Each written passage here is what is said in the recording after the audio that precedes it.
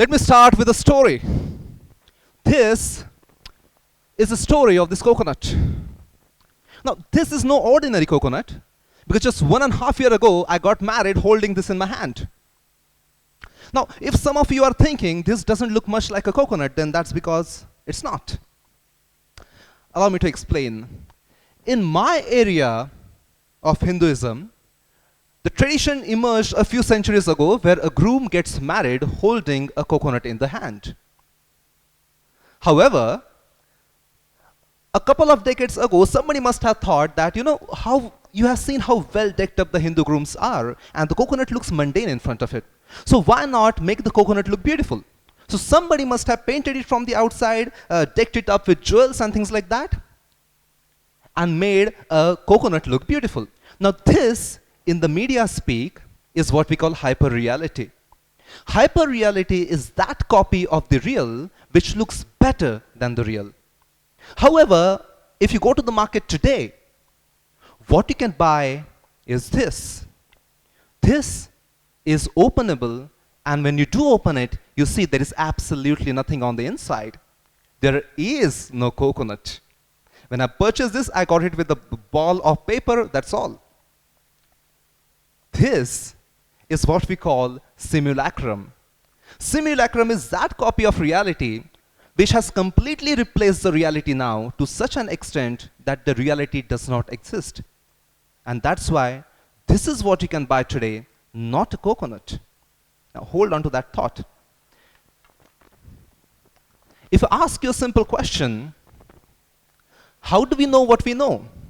You're likely to give me one of the three answers. You know it because somebody told you about it. You know it because you read it somewhere.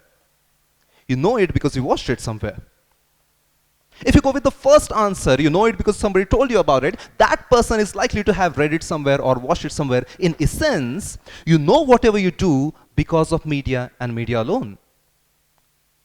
Now the problem with the media is that the media images are like this coconut.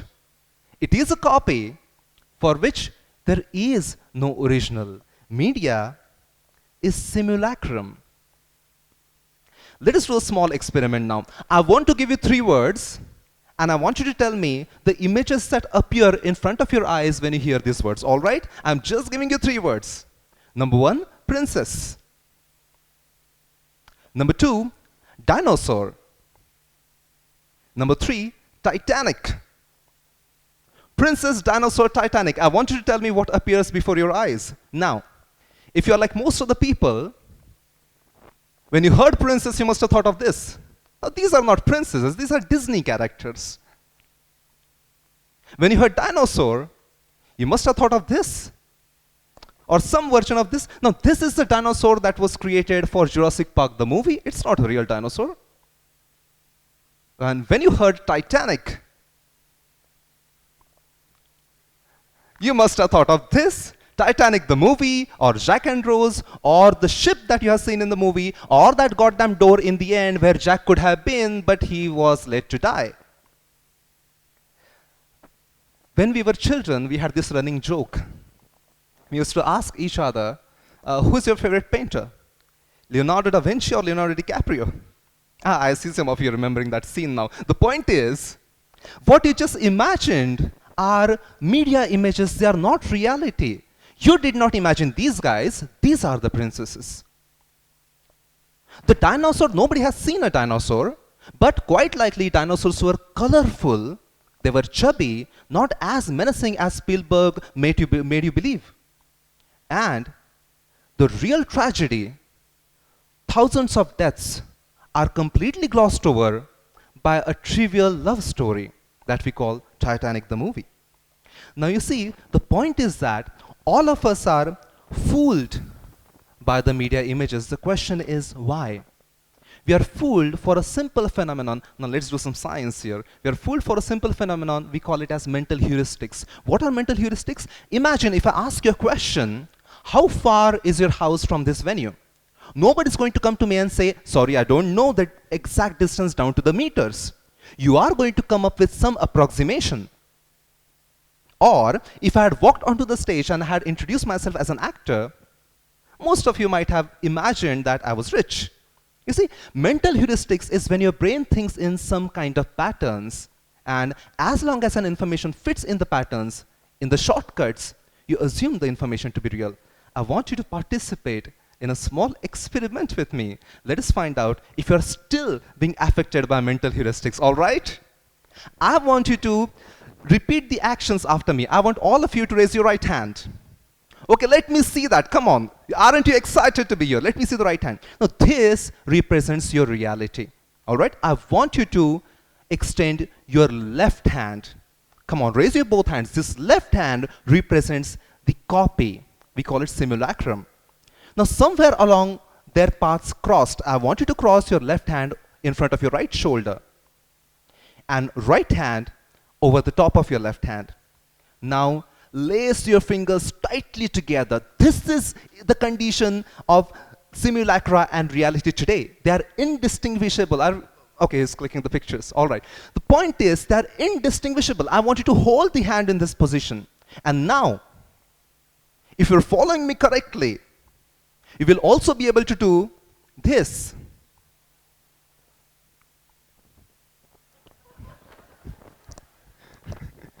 You see, mental heuristics. Your brain thought that it was falling into some kind of pattern, and that's why you missed what I was doing. And that's the reason we are fooled by the media images. The point here is to understand that there aren't some big bosses out there who are creating falsehood for us, which we are consuming.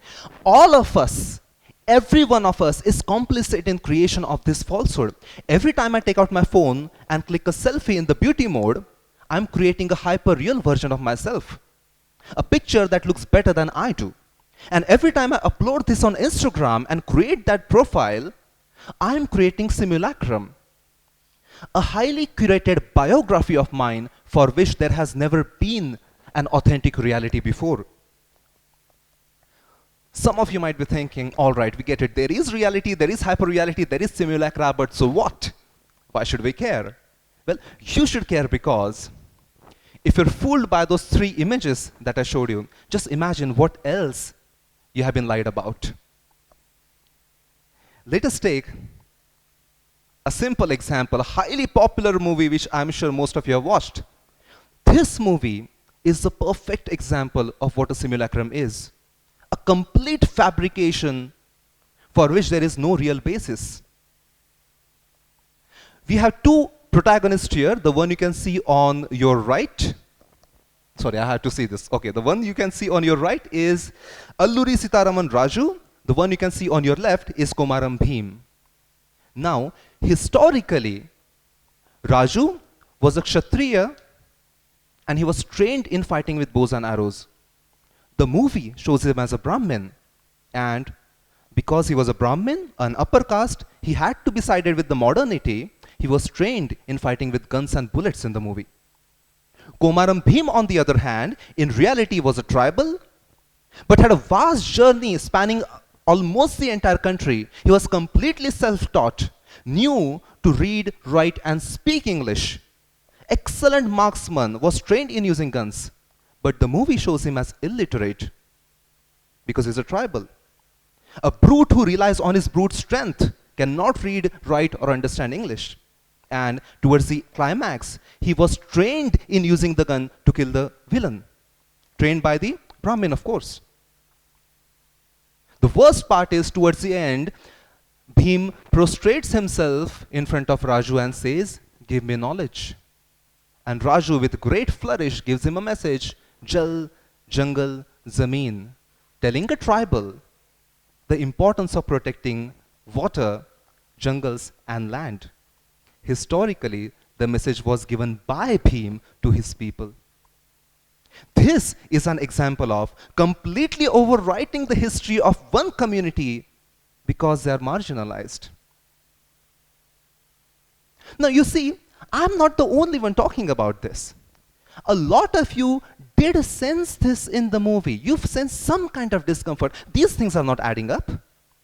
I know some of you felt that. Some of you told me you wanted to get up and just leave the movie at one particular point. This is what we call cognitive dissonance. When you realize that you are being lied to, but you don't understand why. Well, now you know. The problem with this kind of narrative is that this generation and the generations after this are going to believe this to be the accurate representation of history. And this is not the first time it's going to happen. It happened once before when entire generation grew up to hate Mahatma Gandhi because a movie showed him responsible for Bhagat Singh's death.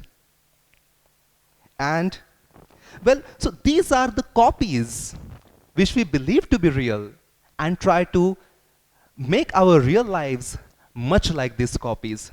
This is exactly what Karan Johar has done to Indian weddings. This is exactly what romance has done to girls. And this is exactly what pornography has done to boys. Well, you thought I was going to have a picture there? Now, from pornography, I remember 50 Shades of Grey. This single movie was single-handedly responsible in normalizing BDSM. You see, it is amazing how media can shape behaviors, mold actions, and create culture out of nothing. From culture, I remember the Indian tradition of stealing the groom's shoes on his wedding day was also started by a movie. Now, this is not about the movies alone. This is about literature, written histories, even oral tradition. If I ask you here, which was the first Indian struggle of independence, then most of you are going to tell me the rebellion of 1857. What you're not going to tell me is about the rebellion that happened exactly 10 years before that, where 5,000 peasants rebelled against the British East India Company under the leadership of Ulayavada Narasimha Reddy, only because this happened in the southern part of the country. This was overwritten and wiped out from your memories because it happened down south. My grandmother used to tell me a story, like I'm sure most of your grandmothers must have, that Alexander the Great, after conquering the world when he was on his deathbed, he called his associates and made a request.